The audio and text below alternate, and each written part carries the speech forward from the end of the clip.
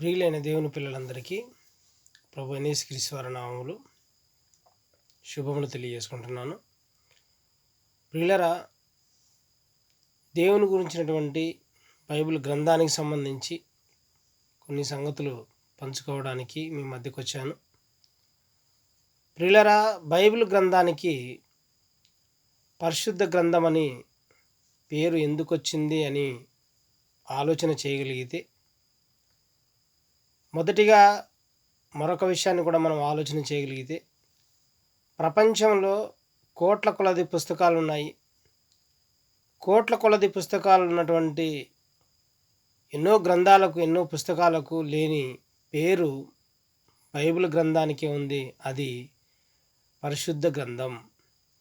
పరిశుద్ధ గ్రంథం అని ఆ పేరు ఎందుకు వచ్చింది అని మనం ఆలోచన చేయగలిగితే, దేవుడు పరిశుద్ధుడు గనుక ఆయనలో నుండి వచ్చినటువంటి ప్రతి మాట కూడా పరిశుద్ధమైనది గాను, యథార్థమైనది గాను, కల్మషం లేనిది గాను, ఉన్నది ఉన్నట్టుగా, పక్షపాతం లేనిది గాను బైబిల్లో ఉన్నటువంటి సంగతులన్నీ కూడా ఉన్నాయి కాబట్టి, అలా వ్రాయబడ్డాయి కాబట్టి, లేనిది ఉన్నట్టుగా, ఉన్నది లేనట్టుగా అలా దేవుడు వ్రాయించలేదు కాబట్టి, పూర్వకాలమందు మొదలుకొని సృష్టి అంతమయ్యేంత వరకు కూడా ఏం జరుగుతుంది, ఏం జరగబోతుంది, అలాగే ఏమి జరిగింది అని ఈ 3 కాలాలకు సంబంధించి అనేక సంగతులు దేవుడు బైబిల్లో పొందుపరిచాడు. అవన్నీ కూడా యథార్థమైనటువంటి మాటలు, అందులో కుటిలత్వం లేదు, కల్ముషం లేదు.